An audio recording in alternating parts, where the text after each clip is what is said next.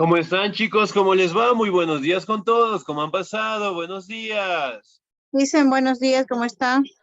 Muy bien. ¿Cómo han pasado ustedes, chicos? ¿Cómo les va? Muy buenas tardes. Licenciada, buenas tardes. ¿Cómo están, chicos? Un gustazo escucharles, el saber que se encuentran muy bien. No se olviden, por favor, de seguir tomando las medidas de prevención, especialmente aquí en Quito. El clima está bastante duro, bastante difícil y obviamente pues tenemos que cuidarnos, ¿no? El clima está bastante fuerte y obviamente pues nuestras defensas también tienen que estar bastante cuidadas, ¿no? Bien, chicos, no se olviden, por favor, en este caso de registrar lo que es la asistencia.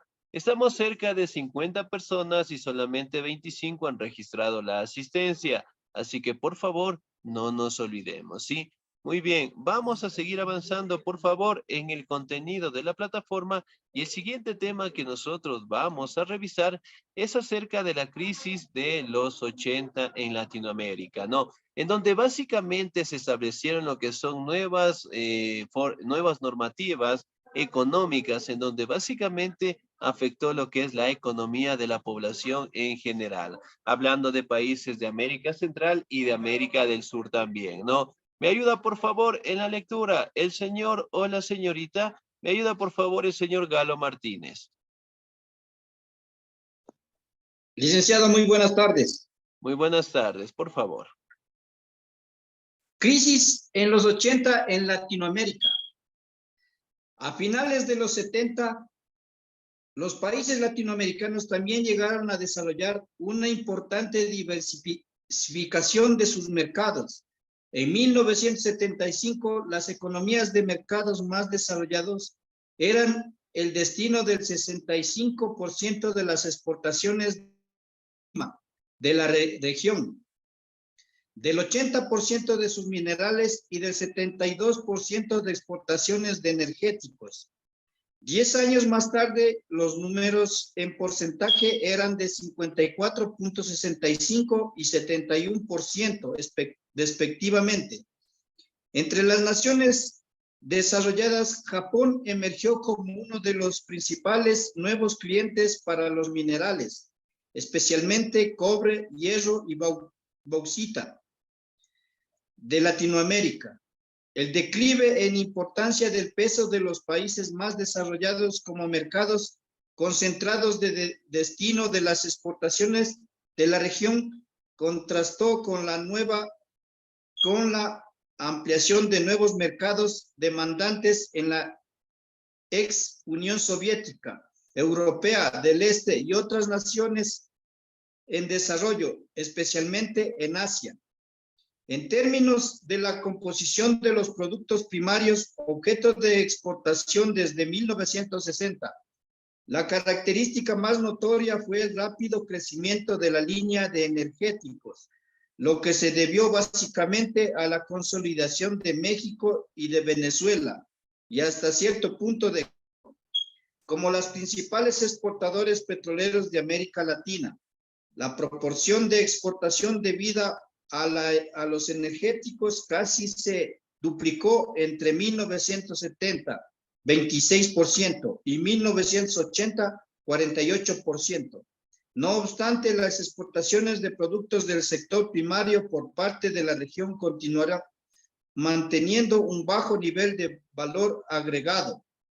Es necesario subrayar dentro de las principales características económicas de América Latina luego de 1980, que la crisis que comenzó a principios de esta década estableció un periodo particularmente complejo en las economías de la región que requirió la aplicación de ajustes macroeconómicos. Excelente. Hasta ahí nada más. Muy bien, señor Galo. Muchísimas gracias. 10. Bien, si nosotros nos hablamos directamente de la crisis de los 80, generalmente destacan dos etapas importantes, ¿no? La primera, entre los años de 1975 se dio lo que es un auge comercial directamente, ¿no? En las exportaciones de la materia prima, hablando directamente de América Central, de América del Sur, en lo que son materiales, la bauxita, y que generalmente el cobre y el hierro fueron materiales que básicamente tuvieron la aceptación del caso en el mercado europeo. Pero, ¿qué sucede acá? Después de, obviamente, en los años de 1975, tener un repunte en las economías, aquí directamente aparece otra potencia mundial al día de hoy, ¿no? Que fue, pues, Japón. Si bien es cierto, Japón en su momento estaba en una crisis bastante fuerte dentro de sus territorios por el tema de las exportaciones, que obviamente no eran muy comercializadas directamente en el mercado europeo, optó por la necesidad, en este caso, de comprar diferentes productos en América Central y América del Sur, ¿no? Si bien es cierto acá, una vez que se consolidó directamente Japón como un nuevo cliente, eventualmente los recursos, por decirlo así, de la mayoría de los países latinoamericanos fueron pedidos por esta superpotencia. Sin embargo, directamente acá, la normativa en el tema de los precios, en el tema de los minerales, eran bastante altos, ¿no? Y eventualmente empezaron a generar lo que es una crisis interna en la mayoría de los países en el mundo. Si bien es cierto, aquí logramos determinar dos cuestiones importantes. La primera, que básicamente nosotros tuvimos un repunte económico para aquellos años, pero sin embargo, cuando Japón empezó a industrializarse, empezó a tener las empresas, empezó a trabajar en los productos manufacturados, eventualmente empezó a tener bastante apoyo del mercado europeo y de las potencias mundiales, cosa que empezó a tener lo que es una crisis bastante fuerte nuestros productos, ¿no? Obviamente ya no pedían productos de primera necesidad, sino pedían productos, en este caso, que fueran ya transformados, ¿no? Y empezó directamente lo que es una crisis directamente en América Central. Si bien es cierto, aquí también podemos mencionar, ¿no? Que en América del Sur, hablando de los años de 1960, hablando de Venezuela, hablando del Ecuador, básicamente empezamos a tener un repunte económico porque directamente logramos encontrar lo que son los pozos petroleros dentro de nuestros territorios, ¿no?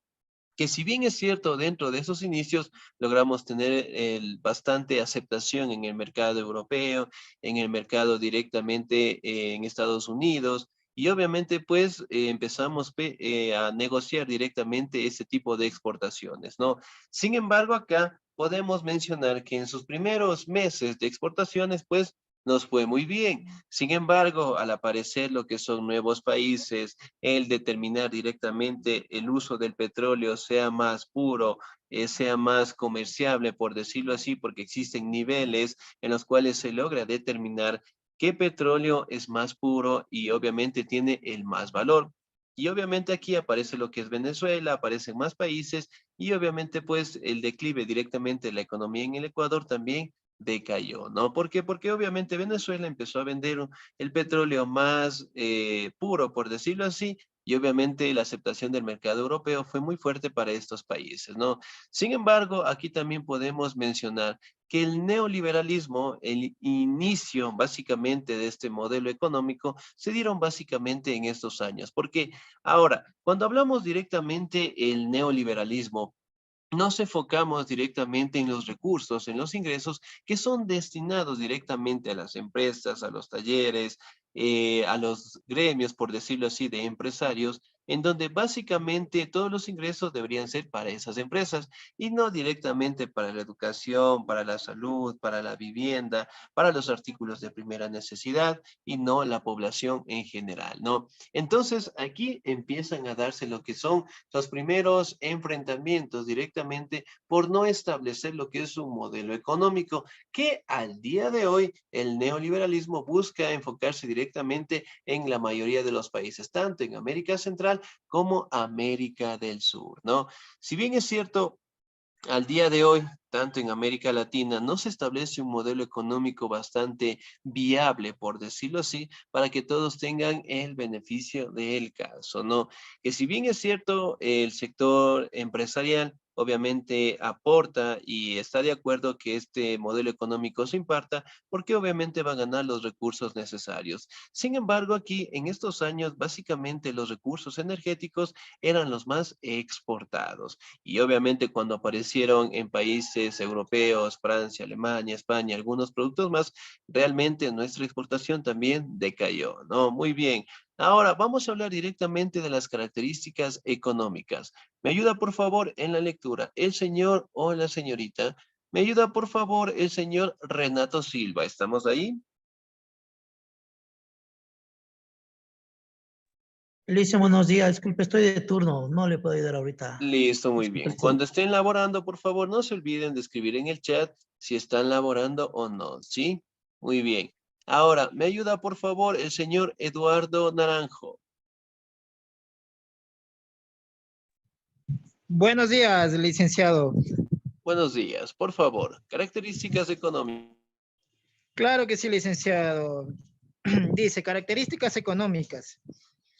Es necesario subrayar dentro de las principales características económicas de América Latina, luego de 1980, que la crisis que comenzó a principios de esa década estableció un periodo particularmente complejo en las economías de la región, que requirió la aplicación de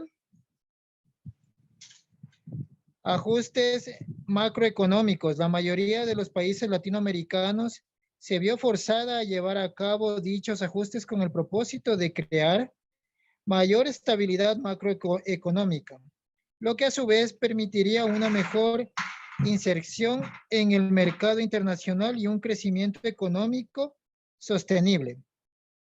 Los cambios del ajuste hicieron énfasis en la política económica, en los compromisos de los gobiernos a mantener la continuidad de los programas de forma y al hecho de que muchos de los cambios en varias naciones dependieron al final de la mejora en las condiciones económicas internacionales. El factor más visible de la crisis dentro de las condiciones domésticas de las naciones fue la deuda externa entre 1978 y 1981. La región cosechó los beneficios de una mejora en los términos de intercambio del mercado internacional para sus exportaciones y de una generosa dotación de créditos internacionales, especialmente por parte del sector privado. Estas condiciones posibilitaron que la región implementara políticas económicas expansivas, las cuales a su vez hicieron que 11 países latinoamericanos mantuvieran la tasa de crecimiento económico por arriba del 4%. En la mayoría de los casos esperó estos logros se vieron acompañados de un excesivo déficit en las balanzas de pagos. Como resultado de ello, 15 países llegaron a tener un déficit en las cuentas corrientes que sobrepasaban el 4% del PIB, Producto Interno Bruto, y en 10 de esos casos el déficit llegó a estar sobre el 5% del PIB.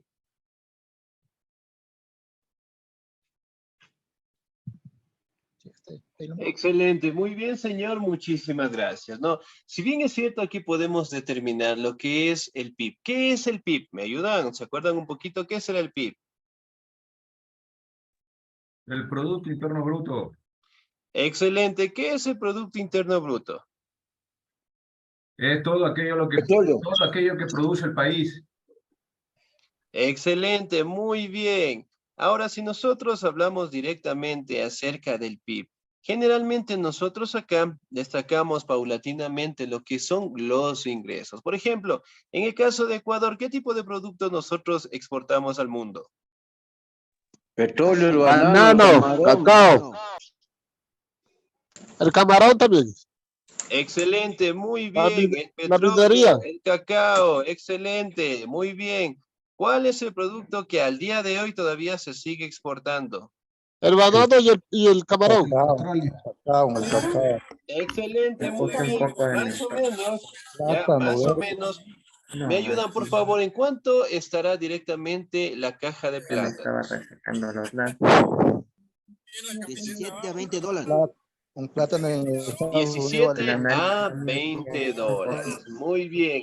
Si bien es cierto acá, nosotros directamente mencionamos que plátano. el Producto Interno Bruto, en este caso del banano, hablamos también del cacao, que últimamente también exportamos lo que son las flores, en el caso de Nueva Zelanda. Generalmente destacamos que poco a poco nuestros productos se han logrado mantener directamente en el tema de las exportaciones, ¿no? Ahora, si bien es cierto, una de las características importantes de cada país es directamente el Producto Interno Bruto, ¿no? O sea, es decir, los ingresos que obviamente puede llegar a tener un país en base a todas las actividades que ellos realizan, ¿no? Por ejemplo, aquí hablamos de la agricultura, la ganadería, el comercio, los productos manufacturados, hablamos también de los impuestos y que generalmente destacan como una prioridad importante en los ingresos de cada país, ¿no? Si bien es cierto, nosotros obviamente nos adoptamos a las normativas que imponen las potencias mundiales, ¿sí? Tanto es así que nosotros tuvimos que adoptar lo que es la moneda del dólar para mejorar nuestra economía directamente en el proceso de inversiones, en el proceso de exportaciones, ¿no? Si recordamos un poquito, ¿qué tipo de moneda tuvimos antes del dólar? ¿Ya se acuerdo? El sucre. El Sucre, sucre. Sucre. Excelente, muy bien. ¿Cuándo nosotros cambiamos, generalmente, cuándo se dio ese cambio al dólar? ¿En qué año? El 1993. 2001. El año 2000. Excelente. 2001 más o menos ahí en esa fecha. Excelente, muy bien. De 1900 al 2000, podemos decir que fue una fecha en donde se dio pues este cambio brusco en el caso de la moneda, ¿no? Pero en fin, básicamente como toda situación tiene sus ventajas y también sus desventajas, ¿no? Pero en fin, básicamente las exportaciones al día de hoy se mantienen y que sobre todo el Producto Interno Bruto se manejan de esta manera, ¿no? Aquí podemos determinar lo que son las tablas, estas son tablas económicas, en donde básicamente mencionan la inflación, hablamos también del porcentaje en el tema de los países, hablamos directamente de los ingresos, de los egresos, de los gastos y sobre todo también hablamos de los productos que generalmente los países exportan hacia el mercado europeo, ¿no? Como ustedes saben, básicamente en América del Sur, el país que se va a convertir en potencia de aquí a unos 25 años más va a ser, pues, Brasil, ¿no? Entonces, miren, generalmente aquí podemos determinar los países, hablamos también de las crisis, hablamos también del Producto Interno Bruto, pero cuando crece, obviamente tiene un mayor repunte, es decir, tiene mayores ingresos. Sin embargo, cuando el PIB no se logra mantener, obviamente, pues empiezan a generar lo que son las crisis, ¿no? Muy bien, vamos acá. Países latinoamericanos y caribeños. ¿Me ayuda, por favor, en la lectura? El señor Byron Tandazo, por favor. Sí, buenos días, bro. Países Por favor. latinoamericanos y caribeños.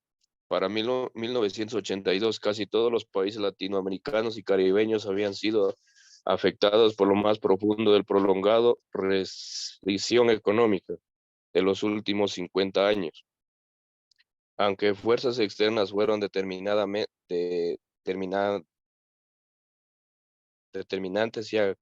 y agravamientos en la crisis, otros factores no menos importantes actuaron, como por ejemplo la inconsistencia en el manejo de políticas económicas, especialmente en cuanto a la adopción de medidas que favorecieron, sin prevención, altos niveles de endeudamiento externo, la desórbita expansión de gasto doméstico de varias cosas, y las políticas de estabilización de precios basados en el manejo casi único de las tasas de cambio.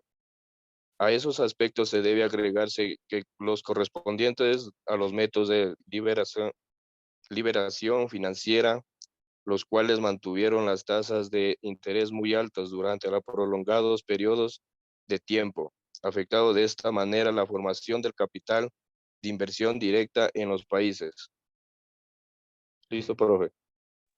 Excelente, muy bien, Díaz, muchísimas gracias, ¿no? Muy bien. Ahora, si nosotros hablamos directamente de los países latinoamericanos, caribeños, hablamos también que generalmente ellos fueron afectados también por el tema de las exportaciones, por el tema de los productos y sobre todo aquí logramos determinar que para aquellos años existió lo que se conoce un endeudamiento bastante acelerado, ¿no?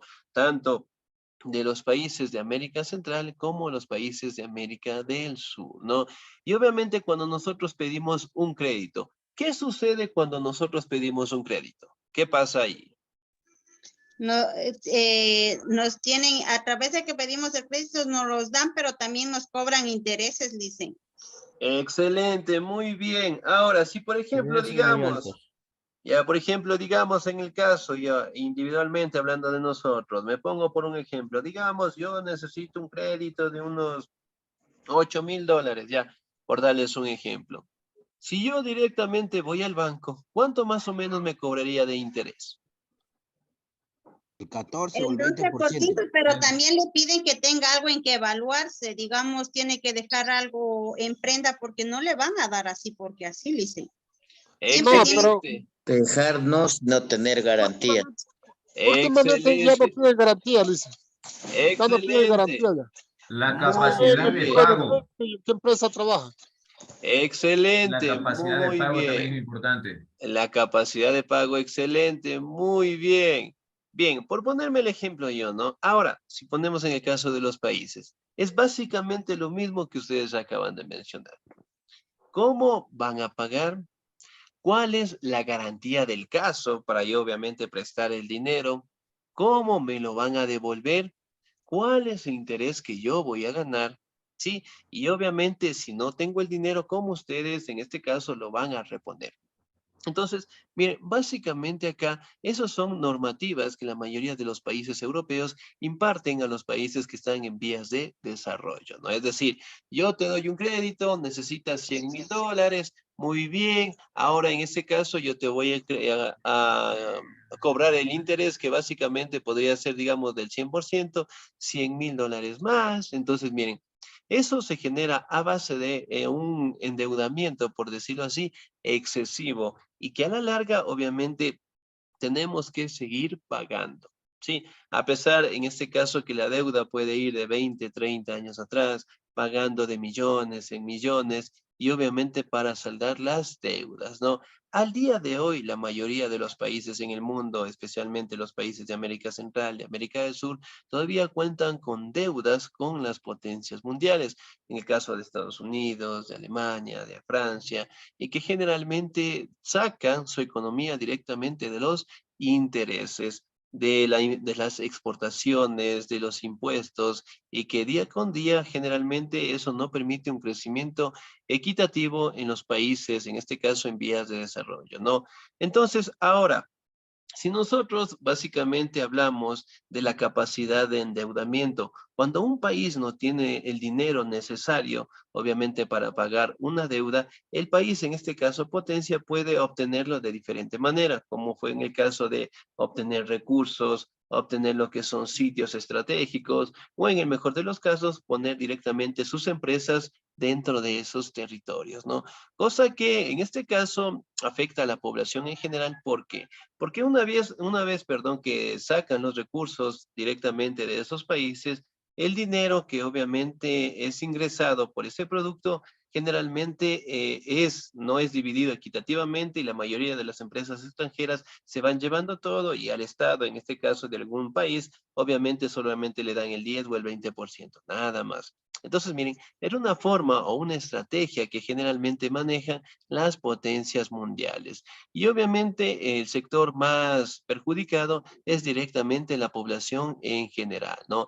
Entonces, por ejemplo, aquí podemos ver una imagen que generalmente hace una representación de un levantamiento de la población en general. Por ejemplo, acá, cuando nosotros nos crean nuevos impuestos, nos quieren quitar los subsidios, ¿qué pasa con nosotros acá, especialmente aquí en el Ecuador?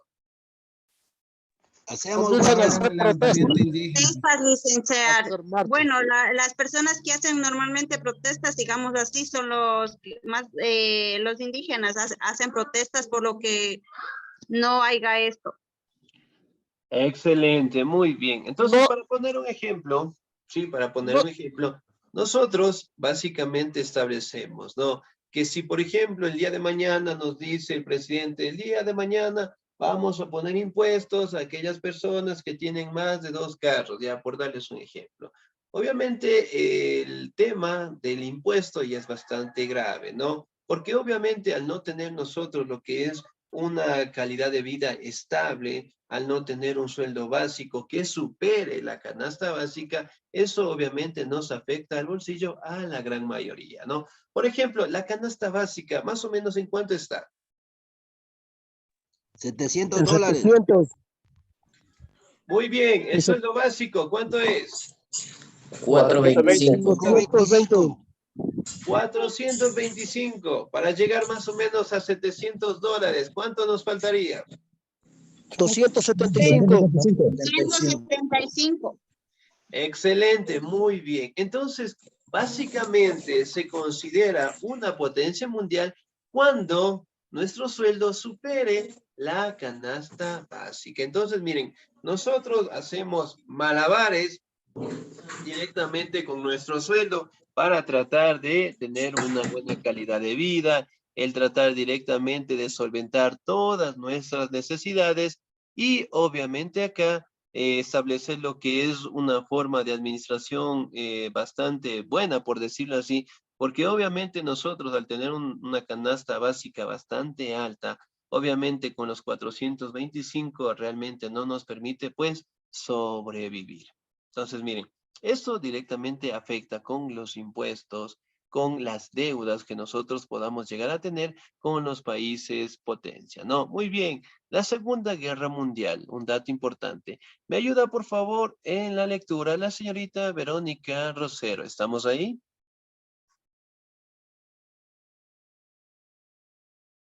¿No? Buenas tardes, licenciado. Si estamos, excelente, por favor, ayúdeme. La Segunda Guerra Mundial. La Segunda Guerra Mundial.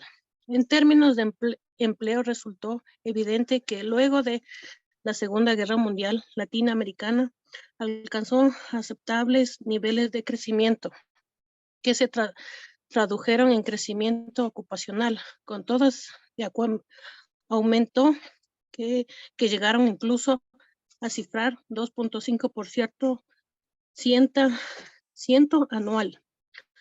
La rápida urbanización influyó para que el empleo en el sector agrícola pasara del 55% en 1950 a 32% en 1980. El número de empleos creados por el sector formado urbano creció en una tasa anual de 4%, pero en este crecimiento no fue suficiente para absorber los aumentos anuales de la población económicamente activa que buscaba integrarse a los mercados de trabajo. Tasa de subutilización de recursos humanos, desempleo abierto más subempleo y ocupación temporales en el sector informal. Se mantuvo en aproximadamente del 30% en los mejores casos. Excelente, señorita Díez, muchísimas gracias, ¿no? La Segunda Guerra Mundial. Como ustedes saben, cuando se dio la Segunda Guerra Mundial, hablando de los años de 1939 a 1945, la mayoría de países, en este caso europeos, estuvieron en una crisis bastante fuerte debido a la Guerra Mundial. Sin embargo, a estas fechas realmente se logra determinar que el continente americano logró tener lo que es un gran repunte en el tema de sus ingresos, en el tema de los recursos, en el tema de las exportaciones, porque obviamente las empresas de los europeos quedaron totalmente destruidas. Y como ustedes saben, en una guerra, pues, todo es caos, todo es destrucción y obviamente las actividades económicas no logran desarrollarse, ¿no? Y para aquellos años, hablando de unos 10, 20 años más, generalmente nuestra economía realmente estuvo muy buena para aquellos años, ¿no? Porque obviamente los europeos estaban reconstruyendo, nosotros estábamos vendiendo nuestros productos al precio, al valor que nosotros también lo quisiéramos y obviamente pues acá tener los ingresos necesarios. ¿Cuál fue el punto negativo acá? Es que básicamente la mayoría de los países, tanto América Central como América del Sur, obviamente dependían directamente de un mercado especialmente controlado por los Estados Unidos. Es decir, si yo directamente tengo una caja de banano, lo quiero vender, digamos, a unos $100. Estados Unidos obviamente decía, muy bien, tú lo quieres vender, excelente, a tal país, tal lugar, chévere. Muy bien, entonces yo te voy a comprar lo que es la caja de plátanos, por decirlo así, no en $100, te lo voy a comprar en 50 o en $60, ¿ya? Y la ganancia, obviamente, que lo haga con el otro país va a representar para ti. Entonces, Estados Unidos, por darle ejemplo, ¿no? Compraba la cajita de $100, supuestamente en 50, y lo vendía en 200 y en $300. Todo ese ingreso directamente iba para ellos.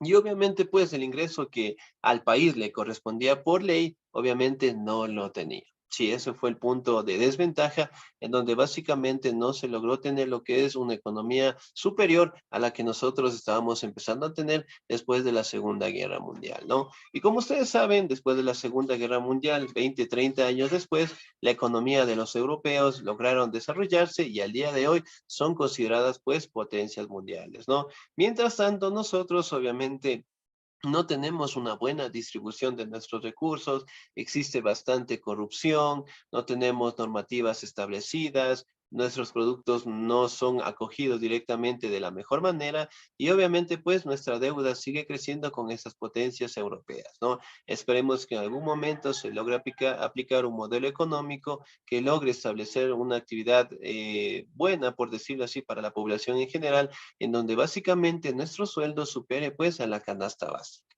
Bien, bien chicos, ¿alguna duda, alguna inquietud hasta ahí, por favor?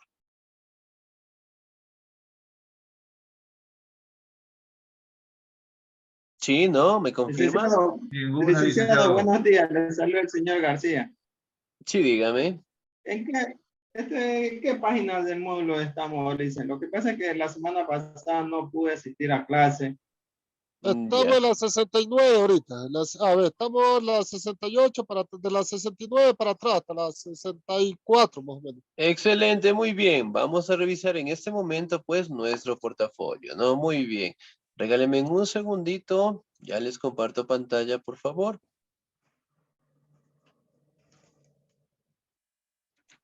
Ya me regalan un segundito. En la 66, compañeros. 66 hasta la 69. Muy bien. ¿Me confirman? ¿Pueden ver mi pantalla, tal vez? Sí, Licen. Ya, el portafolio. Muy bien. Excelente. Vamos a revisar, por favor.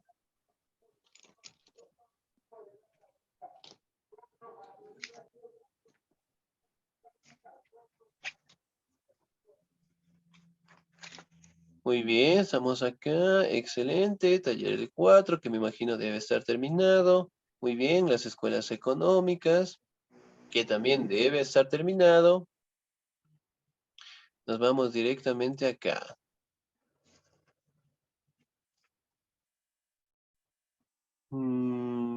Ya, estas son las escuelas económicas, ¿sí? Deben estar. Crisis en los 80, sí, yo tengo en la página, ya, la actividad que ustedes van a realizar. Muy bien, yo tengo en la página, sigo bajando, acá, en la página número 65.